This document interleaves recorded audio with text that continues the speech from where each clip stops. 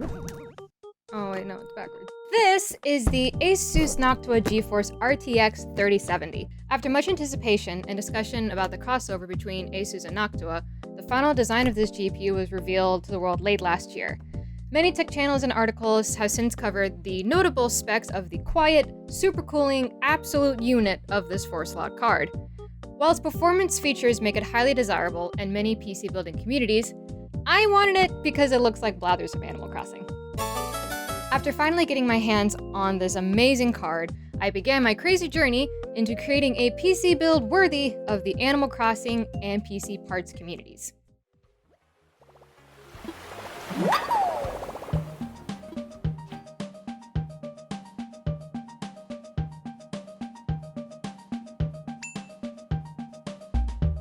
Alrighty, so the case I decided to go with is the Cooler Master NR200P in pink. My main vision for this build was to be able to paint the chassis to be Animal Crossing themed, so I wanted to make sure I had a lot of canvas space to work with to paint on the design. I also wanted to keep with a color palette that complemented the signature Noctua brown. After that, the rest of the build came together pretty quickly. I definitely wanted to include as many Noctua parts as possible. Since I didn't have space for a full-size tower cooler, I took the 120mm fans off of my spare NH-U12A and added them onto Corsair's iCUE H100 Elite AIO. From there, I did my best to find parts that wouldn't bottleneck the GPU, were compatible with the build, and white if possible.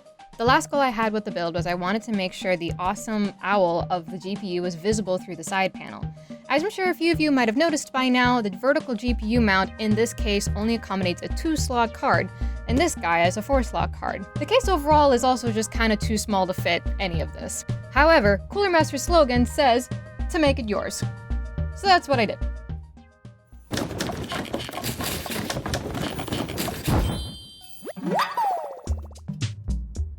I did some quick measurements and found I should have just enough space to move the GPU backwards into the case in order for it to clear the side panel.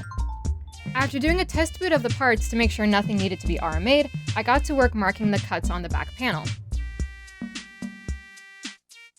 I then deconstructed the case to remove any sensitive parts, took it outside, and used a Dremel to carve out a hole for the vertical mount.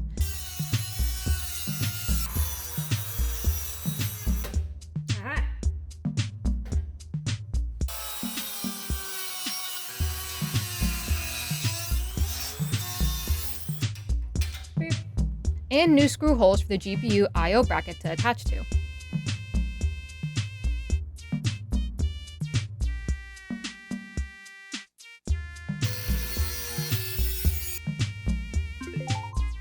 Once I had made all those initial cuts, I decided to do a dry fit of the GPU inside the case to see how it was falling with all of the cuts I made, and I noticed that the GPU is so tall, it only left about an inch of room between itself and the top of the case, which isn't going to work with my AIO that I purchased. So instead, I'm going to have to mount that radiator and fans onto the bottom of the case, which shouldn't be an issue, but you should always keep an eye on your temperatures if you do bottom mount a radiator. Air bubbles could form inside the radiator, and those can travel upwards and get stuck next to the CPU, causing spikes in temperature. So as I go about using this PC, I'm going to want to make sure and keep an eye on that, but for now it shouldn't be a problem. This did leave me just enough space at the top though for me to find and install these wonderful, really thin fans. They are about half the height of the ones that were in there and are going to go perfect at the top to ensure that there's enough airflow moving through the case since it's a very compact design. The pegs included with the case to mount the fans on the top panels, however, were just a little bit too long for the thin fans I wanted to include and were sticking out pretty badly. So, again, I made some marks and got to dremeling.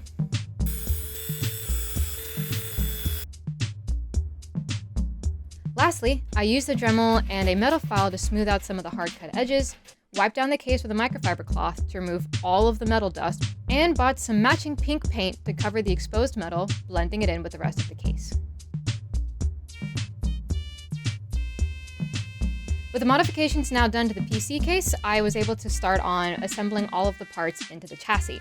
When I got finished, I had about a perfect 1/4 inch of space between the GPU and the side panel, and the GPU and the PSU shroud and CPU. And And lastly, I utilized some zip ties between the stable parts of the GPU and the walls of the chassis in order to help the GPU stay more level because it was sagging quite badly. I also purchased a new riser cable because the one that came with the case didn't fit. It was just a little bit too short and didn't have any give. So I purchased a longer one that was white so that I could fold it up between the CPU and the GPU and make sure that the fit wasn't pulling on any of the pins. And with that, the build is complete. I am so incredibly excited.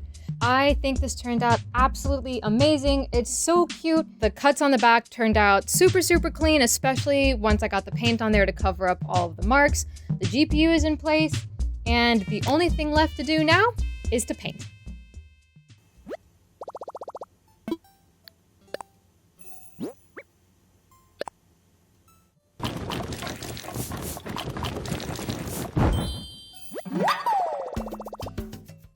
I started out by making a paper template of the case and sketched up my idea using the original game art for reference.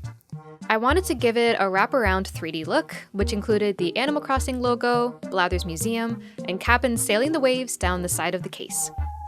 Once I had my design and all of the scaling figured out, I slowly transferred it onto the panel, making sure the ground and buildings were square to the edges, flowing seamlessly from one panel to the next.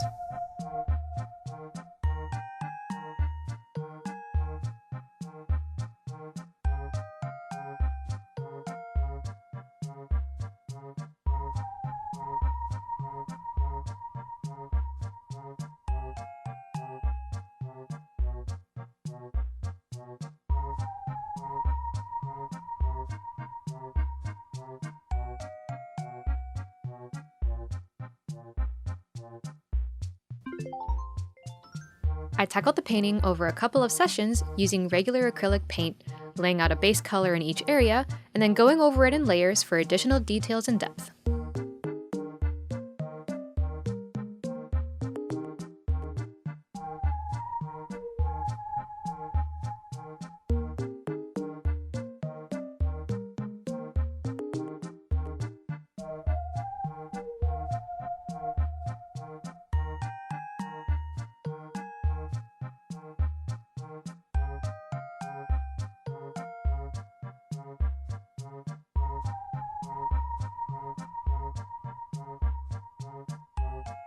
I took a final step of adding a coat of clear varnish because the dried paint would chip off if I breathed too hard on it.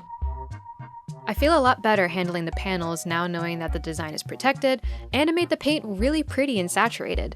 The tiny bubbles it left throughout are also basically invisible unless you take a flashlight to it. Let's get the panels back on the PC for a final reveal.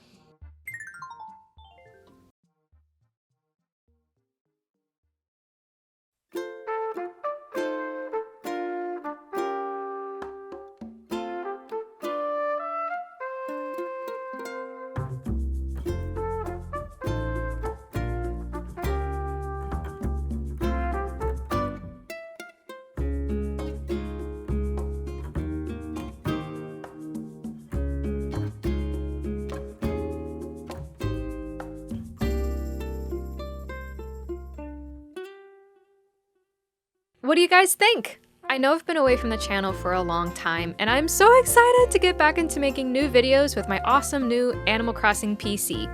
It runs amazing, handling benchmarks and everything from cozy games to FPS without breaking a sweat. Plus, new Doom Eternal episodes and more are recorded and scheduled to release very soon. I hope you all are happy and healthy, and until the next video, I will see you all next time!